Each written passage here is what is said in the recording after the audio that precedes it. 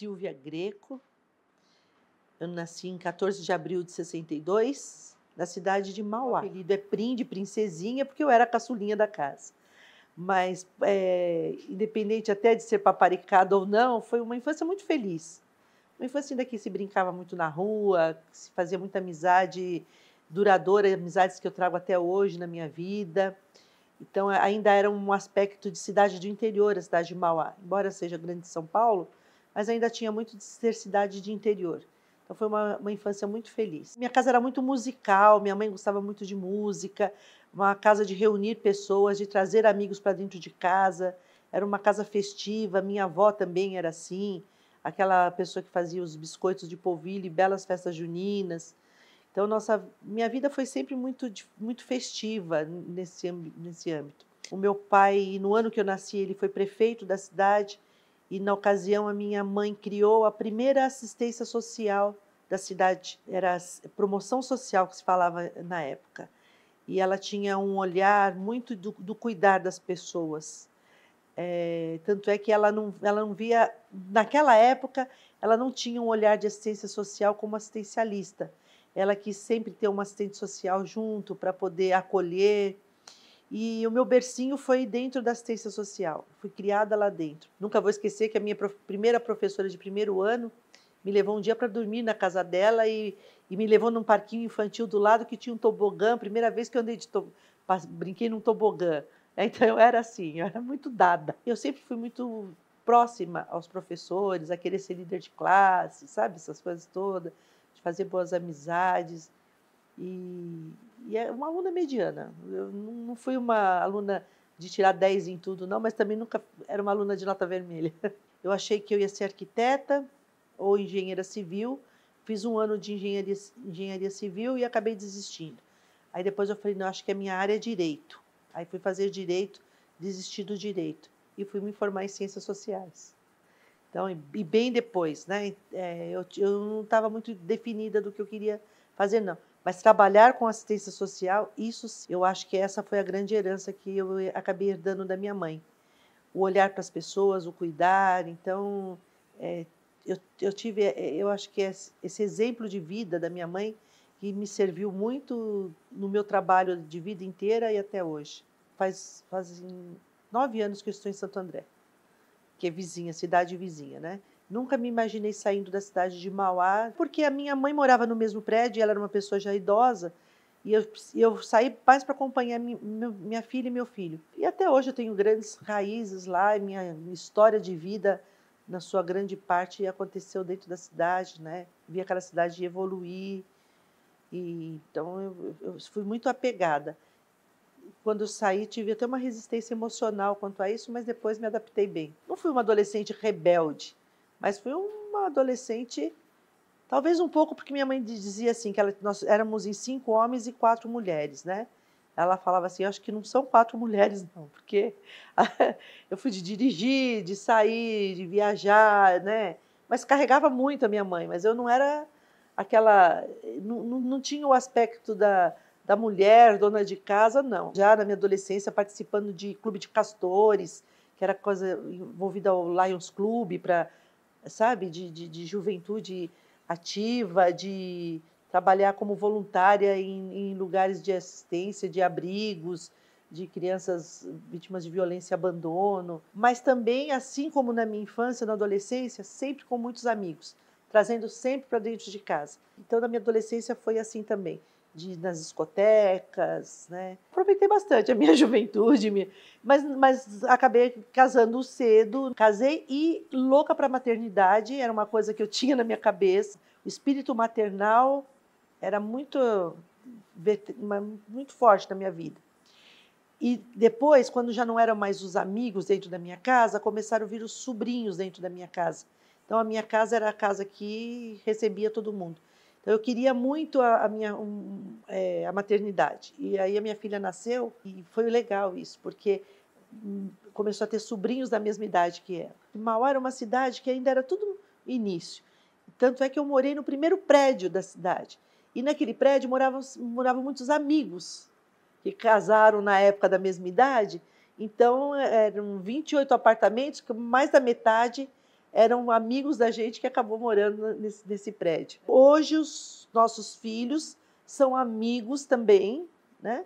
Então continua uma amizade de pais e filhos, porque era uma cidade nova, todo mundo se conhecia, né? Não tinha. Você falava assim, ah, é filha de quem? Da Dona Maria Ferreira. Ah, Dona Maria Ferreira, que é filha de não sei quem.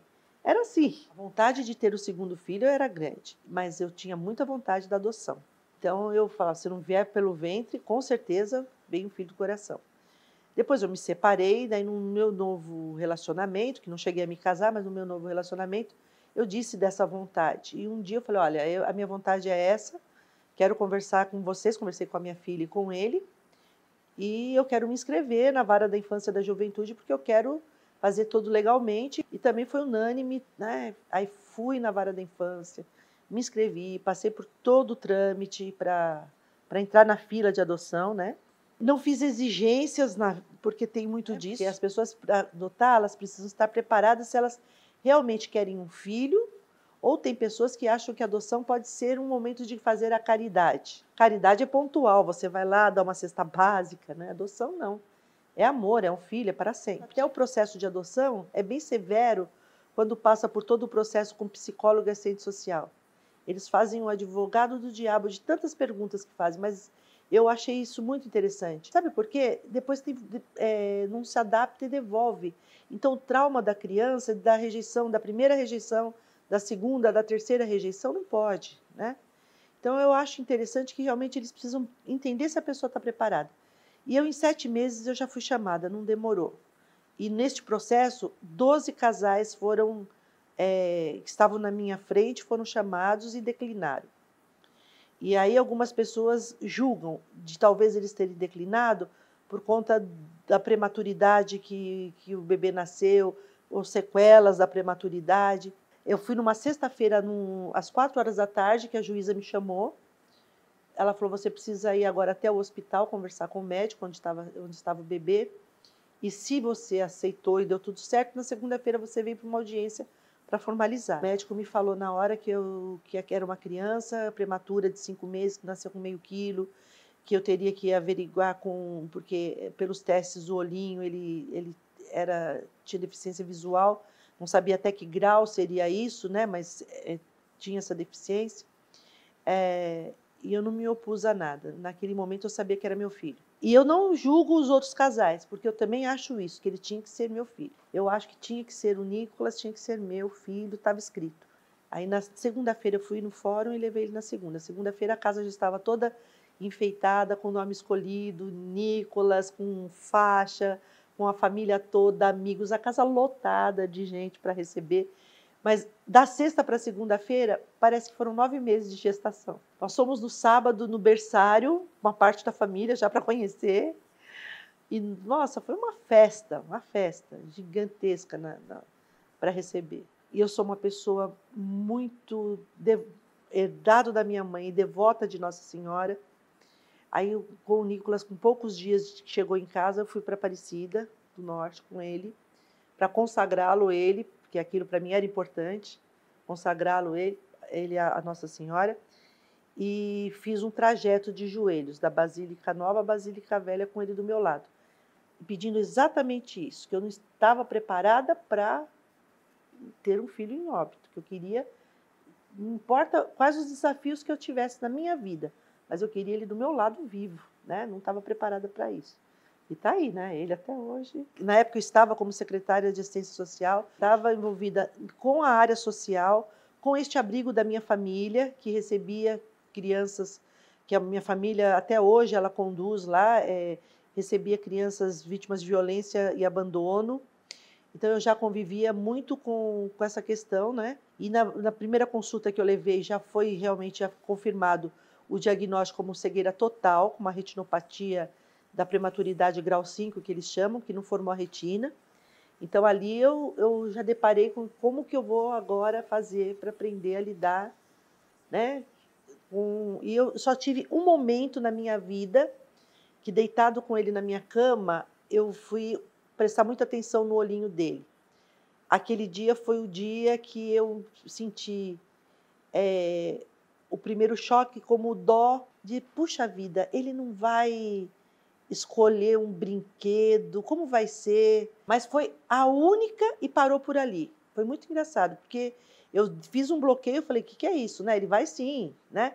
Tanto é que logo depois, de pequenininho, quando eu entrei com ele no supermercado, e, e ele sentiu o cheiro da padaria, do pão, e ele fez, que cheiro de pão gostoso, pronto. Ali eu falei, vai escolher o pão, o brinquedo. Todo mundo me elogiava como se eu tivesse sendo a Madre Teresa de Calcutá. Você viu que coração, ela adotou.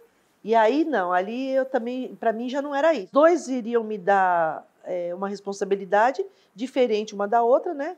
Minha filha que sempre foi muito meiga, muito amiga, muito parceira, uma filha muito carinhosa comigo e transmitiu isso para o irmão. E ele, eu saberia que ele teria que ter muito mais cuidado. Mas aí, com o passar do tempo, aí foi uma inversão.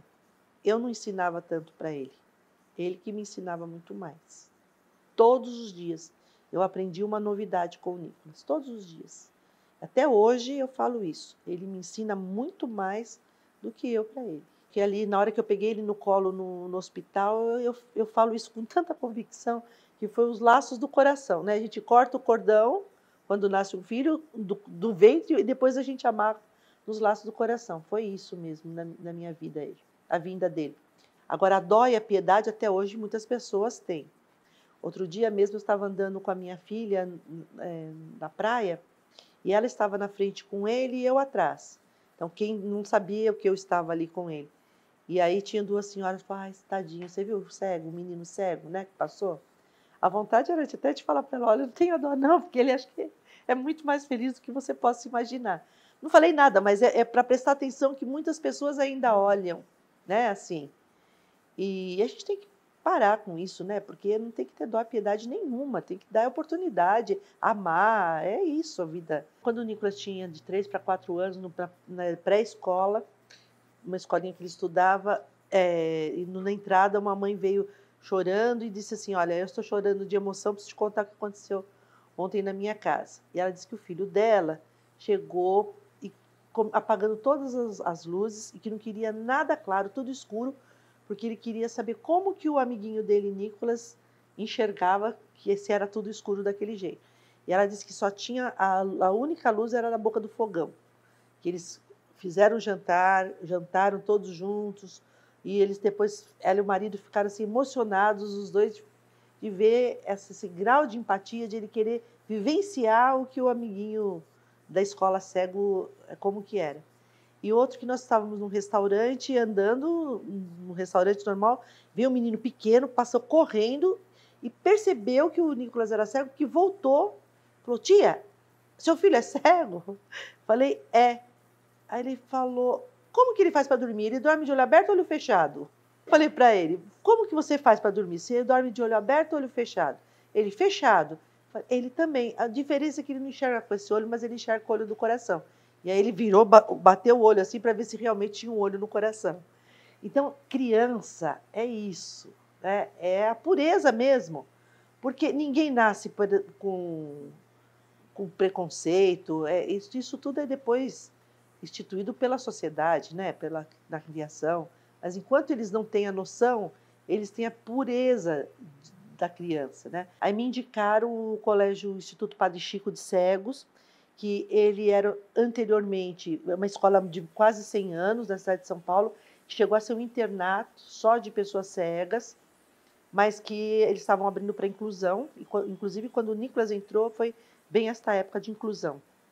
Eles abriram primeiro para os irmãos dos alunos, depois foi abrindo, e aí foi um desafio grande. A escola é gigante, quando eu cheguei lá, o espaço físico da escola é enorme, e eu via umas crianças cegas descendo, correndo no pavilhão, que eles chamam lá. Então, a hora que eu desci, que eu deixei ele lá, eu falei, meu Deus, esse menino aqui, perdido nessa escola. E aí eu falei, e agora, né? Saí, fiquei no carro chorando, aquelas coisas de mãe mesmo. Meu Deus, é muito grande essa escola, eu tinha que ter procurado uma escola pequena. Bom, ele depois foi um dos alunos que saiu correndo lá, né? E foi muito bom, porque ela é uma escola que estava preparada para receber alunos cegos, com material didático todo preparado, foi inclusiva, depois acabou sendo um menor número de alunos na sala cegos, então foi uma inclusão verdadeira. Eu gostei muito do que eles fizeram lá, porque neste meio que foi diagnosticado o autismo com 5 anos, porque ele não socializava com outras crianças. Eu já tinha uma amiga que fazia psicopedagoga, e ela fazia todas as terapias com o Nicolas na minha casa, e ela trabalhava também numa ONG, numa escola de autistas. E eu falava, Beth, você trata de tanto autista que agora você está pondo esse diagnóstico no Nicolas também, brincava muito com ela. Mas ele pouco socializava e ele falava tudo na terceira pessoa e respondia exatamente o que... Ele era até falantinho, assim, mas na hora de conversar, ele não conversava. E aí eu fui para uma equipe multidisciplinar para fechar diagnóstico com neuro, e aí fechou, sim, com autismo. Eu fui buscar informações em todo quanto é de pessoas que... Porque ele não tinha crise, ele era um nível de suporte 1, mas como até então eu lidava com ele sem saber do diagnóstico, eu levava, por exemplo, ele para shows, num Rock in Rio com pequenininho, Lollapalooza pequenininho, em todos os lugares, mesmo futebol antes do diagnóstico, né? E lugares de barulho. Ele fazia natação, a professora não dava uma aula exclusiva para ele porque ele era autista. Dava algumas técnicas por ele ser cego. Então foi indo muito no naturalmente. E eu deixei continuar no naturalmente, eu entendendo o que eu precisava fazer. Aí o neurologista e essa equipe foi me ensinando muitas coisas. Essa própria moça continuou dando o acompanhamento com ele. Esse ano que ele mudou para uma escola estadual, inclusiva, e aí grandes desafios, porque as escolas não estão preparadas, nem todas estão preparadas. No autismo eles são únicos, é difícil você ir lá com uma fórmula, a escola preparar para receber os alunos com autismo. Não dá para receber os alunos, ele tem que receber o aluno. E para receber o aluno, precisa de uma equipe que dê suporte, é isso que eu acho que falta. Eu acho que assim, eu nunca sofri preconceito direto, porém eu senti o preconceito de muitas pessoas dizerem, quando deu toda a repercussão da nossa vida nos estádios, de falar, não é mais fácil que ele coloque os fones de ouvido? Mas eu não quero mais fácil, quero que faça meu filho feliz. E nesse primeiro jogo, eu levei o fone de ouvido para ele escutar no radinho. Chegou lá, ele se empolgou demais com a torcida, arrancou, não quis ficar e pulou o tempo todo. E graças a Deus saiu de lá falando porco. E todos os outros jogos foi assim. Porque fazer audiodescrição dos lugares para ele, eu sempre fiz. Por exemplo, se eu andava no quarteirão da minha casa, eu falava, olha, agora a gente está passando pelo açougue. Ele sabe tudo. Se eu passar agora, ele vai falar, aqui é uma farmácia. E no jogo eu fazia do local. Como entrar no Pacaembu, como era o Pacaembu, onde que era a arquibancada, a chuteira, a cor da chuteira, o cabelo do jogador, assim. E aí, depois, eu comecei a ver que nos outros jogos que eu ia, que ele pulava, mas ele só sentia a sensação de quando era o gol. Ele não sabia o que estava acontecendo. Então, eu ficava no ouvido dele, falando mais ou menos o que estava acontecendo. E aí ele falava, e agora? E o que aconteceu? E aí, eu narrava o jogo inteiro para ele. Ele pulava, eu falava, senta agora, senta. E eu ia falando, né, narrando tudo que estava, né, tiro de meta, aí foi escanteio direita, foi, né, meio de campo, e fui falando, né? E aí, ele com 11 anos, estávamos num jogo, que era um lugar que normalmente eu me sentava com ele, no Allianz, que era atrás dos reservas, do banco de reserva. E eu ali narrando, porque era um jogo para a gente importante, Palmeiras e Corinthians, né? Foi um jogo que o Corinthians tomou um gol do Palmeiras, o Palmeiras fez 1-0, e o Daverson deu uma debochada e deu uma piscadinha, ficou famoso. Então, era um jogo, todos os olhares para o campo, né? Mas aí, um jornalista que estava lá da Rede Globo bateu no intervalo no vidro, chegou até perto da gente. Ninguém veio filmar para saber que eu estava sendo filmada. Eu não vi que ninguém chegou com uma câmera, porque a câmera estava do outro lado do estádio. Mas ele chamou aqui, ele perguntou, e eu disse, não, meu filho, é o melhor lugar do mundo para ele é o estádio, estou narrando, tal. Seu nome, quantos anos, parou ali. Eu estava, nesse dia, tinha descarregado o meu celular, estava sem bateria do celular. Quando começou o jogo, eu tirei umas fotos e estava sem bateria. E aí, diz que logo depois do intervalo, ele com Kleber Machado, ele fala, Kleber, preciso contar uma história que está acontecendo aqui. A irmã Silvia, mãe do Nicolas, ele é cego, ela está narrando, tal, tal, tal. E fez isso aí, falou isso aí. Eu chego no carro, coloco o meu celular para carregar, minha filha despencou, e a minha filha, mãe, por que você está com o celular desligado? Você não sabe o que está acontecendo? Aconteceu isso, tem um monte de jornalista te procurando, querendo falar com você. Aí eu falei, mas, né? E aí foi assim, a madrugada, porque era jornal da Argentina, de Portugal, de todo lugar do mundo procurando, porque foi a imagem, printou a imagem da televisão. E aí eu passei a noite dando entrevista, falando, aí foi que eu digo que foi assustador, porque era um gesto muito simples para mim, e aí começaram a mãe espetacular, a mãe guerreira, a mãe... Era a mãe que estava se divertindo ali com o filho também. E aí eu falei, puxa vida, como a pessoa com deficiência é invisível. Faz 6 anos que eu estou frequentando, eu sento praticamente todos os jogos no mesmo lugar. Nunca ninguém falou, nunca chamou atenção. E aí eu falei, peraí, eu tenho que agora levantar essa bandeira, né? Porque eu falei, gente, como que pode, né? Ninguém nunca ter visto e agora está todo mundo tendo essa repercussão. Eles têm que começar a entender que a pessoa com deficiência pode estar lá, que é cego e está num jogo de futebol, né? Em 2017, o Palmeiras foi campeão do Brasileirão. Eu e o Nicolas estávamos no Allianz, atrás do Gol Sul, que era difícil de ver o gol, que é bem atrás do gol, foi bem ali o gol da vitória, garoando. Terminou o jogo no domingo, eu peguei o Nicolas, eu fui para Paulista comemorar, debaixo de garoa, nós dois sozinhos, sem ninguém ali.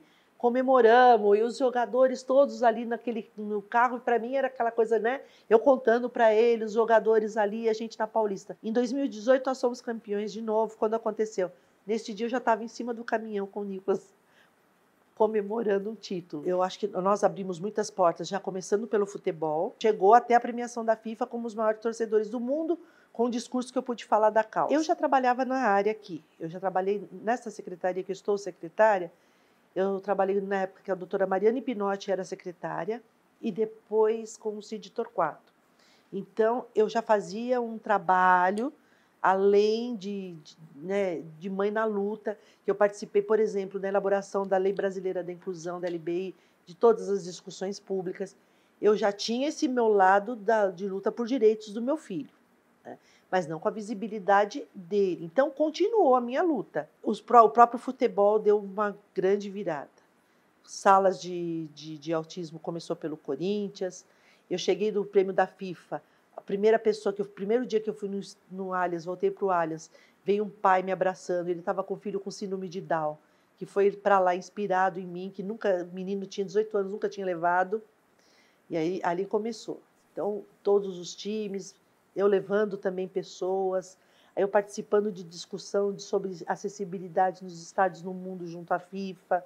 Aí ampliou um leque gigantesco falando, né, a respeito. Depois eu fui convidada e assumi a Secretaria da Pessoa com Deficiência, que foi criada na cidade de Santo André, mas lá foi criada no último ano de gestão, foi no ano da pandemia, né? E aí depois eu fui convidada a assumir a secretaria aqui pelo então prefeito Bruno Covas, que era um amigo de infância, um carinho que eu já tinha por ele muito grande. E ele me chamou e falou, olha, você tem sua experiência como gestora, mas eu queria que você gostaria que você fosse secretária. Falei, Bruno, eu aceito, mas vou te falar. Você tem certeza? Porque a gestora que você está convidando, que você me conhece, está tudo certo, eu tenho experiência administrativa. Mas é uma mãe, e mãe não se cala, mãe briga, mãe luta, mãe vai lá para cima pelos direitos. Aí ele falou, é isso que eu quero também, que a gente quer que aconteça 100%, 1000%, e eu sou virada mesmo de querer executar e fazer as coisas. Então, às vezes vem um pouco de frustração, de você querer muito, ou talvez o problema da frustração talvez seja esse. Porque eu já não me vejo mais só como a mãe do Nicolas, mas me vejo responsável por muitos, né? Até tem uma coisa muito engraçada que o prefeito atual, Ricardo Nunes, que depois veio a falecer o Bruno e me deixou continuar, né? Estendeu o convite para que eu continuasse, e ele fala uma coisa que é muito... É uma lição que ele dá de casa para todos os secretários. Ele fala a cidade de São Paulo são mais de 12 milhões de pessoas. Cada secretaria tem um grupo de pessoas que ela é responsável. Então, o que nós secretários temos que pensar naquele público. Eu penso num público de mais de 1 milhão de pessoas com deficiência. Então, ele fala assim, todos os dias a gente tem que levantar e falar assim, o que eu posso fazer para modificar, para melhorar a qualidade de vida dessa pessoa? Então, todos os dias, quando eu me levanto, eu olho para o meu filho e falo, o que eu posso fazer para mudar a vida do meu filho e de mais de 1 milhão de pessoas com deficiência da cidade de São Paulo? Até o limite que não vai dar, mas tem que dar. Talvez os meus funcionários tenham que ter muito esse olhar, porque eu não sou de desistir. Se não der certo, é porque não vai dar certo, mas eu vou até o fim, em tudo na minha vida. Eu sou aquela que insiste. Eu não desisto fácil.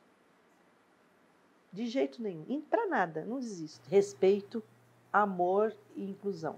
É uma frase que eu respeito, que eu repito todas as vezes. Quem me conhece sabe quando eu vou falar em algum evento, alguma coisa, eu falo que as pessoas com deficiência precisam ser amadas, respeitadas e incluídas. É isso que a sociedade precisa ter, esse olhar de respeitar, de dar oportunidade, de não ver a pessoa com deficiência com dó nem piedade. Precisa mudar esse olhar no mundo. E é possível mudar esse olhar no mundo com uma experiência que eu tive com o meu filho, e é isso que eu sonho que a humanidade pudesse ser. Na pandemia, aquele caso do George Floyd, que houve aquele assassinato, né? Uma coisa horrível para os tempos de hoje, questão do racismo. Eu e o Nicolas em casa, ele quis saber o que estava se passando. Eu demorei para tentar explicar para ele como que eu ia explicar para o meu filho que nasceu cego o que é o racismo. Eu engasguei, eu fiquei pensando para falar para ele que ainda existe esse racismo enraizado nas pessoas, né? Essa intolerância enraizada. E aí foi mais uma lição que eu aprendi com ele, que eu disse para você que ele me ensina muito mais. Porque para o Nicolas, que nasceu cego, não tem o branco e o preto, não tem o gordo e o magro, não tem o hétero ou homossexual, não tem. Tem a pessoa.